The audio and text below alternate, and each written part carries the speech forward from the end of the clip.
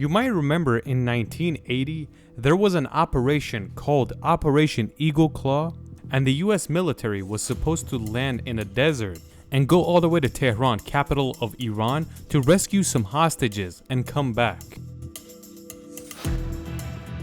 But when they land in the desert, all of a sudden there's a sandstorm and they can't see anything. And this causes some aircrafts to hit each other and crash into the ground, which resulted in killing some soldiers and civilians. So after this took place, Operation Eagle Claw was known as a failure. They left some military aircrafts and they had to bust out of there. And the reason they leave some helicopters was that they didn't have enough speed to actually make it to the Persian Gulf without being spotted, and there was a chance they could be attacked. It was at that moment that the Pentagon realized that they have a shortage of modern aircrafts, especially helicopters. If our helicopters were faster, we wouldn't have this issue and we didn't have to leave the weapons in the deserts of Iran. And that is why they created a project for aircraft manufacturers.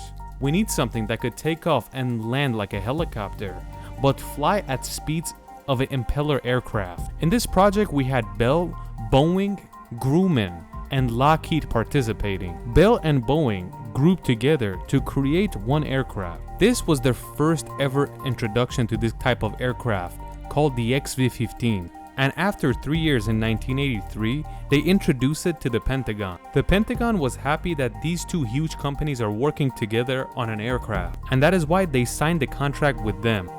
Just like we said, this was considered a concept first, or a prototype.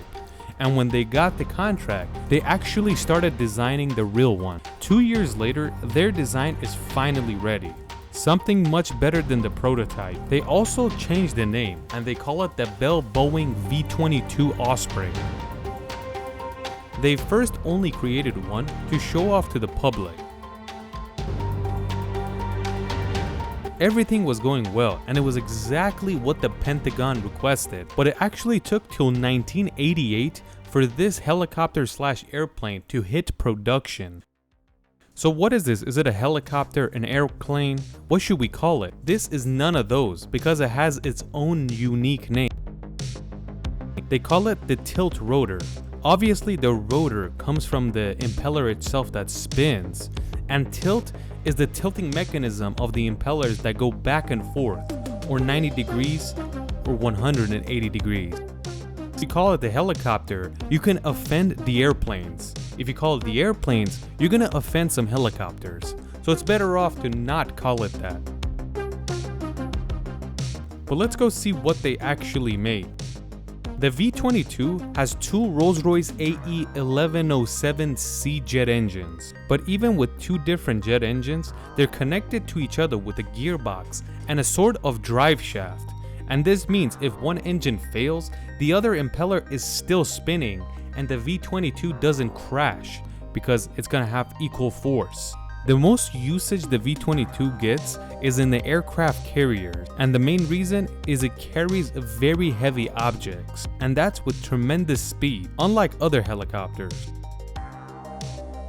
I want to introduce to you guys a video we made earlier that's gonna help us understand this video a little bit better, and this is not considered self-promotion. We made a video about what it's like to live on an aircraft carrier, and in that video we explained how food and different supplies is provided to aircraft carriers. Usually another boat comes by the aircraft carrier and matches its speeds, and they shoot cables at each other and connect each other, and with these cables they send the pallets over.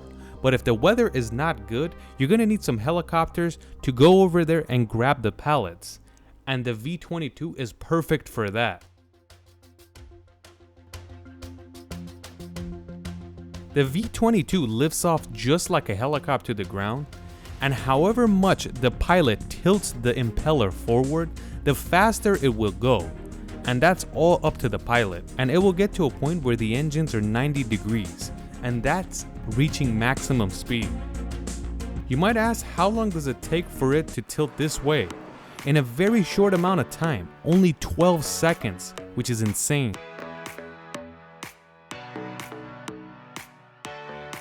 Another interesting thing about the V-22 is that when it wants to be parked anywhere, especially an aircraft carrier where there's not a lot of space, it could fold everything up like this.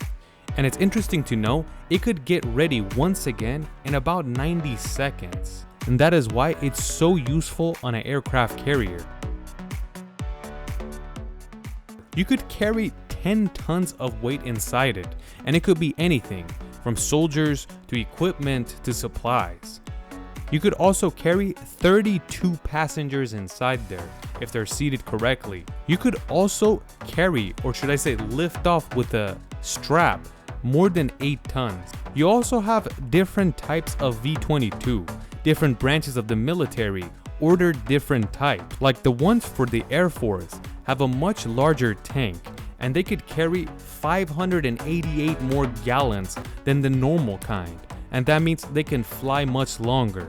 But the Navy version has smaller tanks, of course, because it's missing those, but it has the ability to refuel in the air, which is extremely necessary, especially for a Navy aircraft. The third and last one is made for the United States Marine Corps, and this is specially made to carry Marines, so it's mostly soldiers. You could also find the machine gun in the back, which is usually an M240, but it could be a different kind sometimes. Even though this plane was originally made in the 1980s, but they're always updating it because that's how good and useful it is for the military. Like for example, they added a new gun underneath it, and this doesn't have to be controlled by a Marine or a soldier anymore.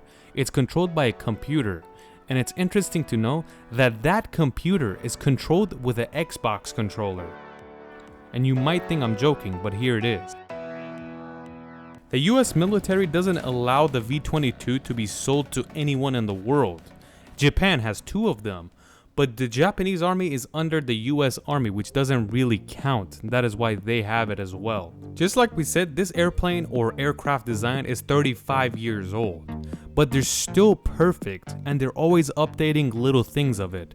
But the chassis itself, the original design, is still there and untouched. A lot of American companies are like this. Like the C-130 that a lot of countries use is more than 65 years old, but they still make them brand new to this day, and it's extremely useful.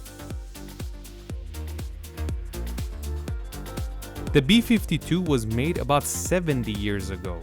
Even though they stopped making it, but they made so many of them that their storage is packed, and it's so useful and simple that they need it in their military, and they haven't retired it to this day.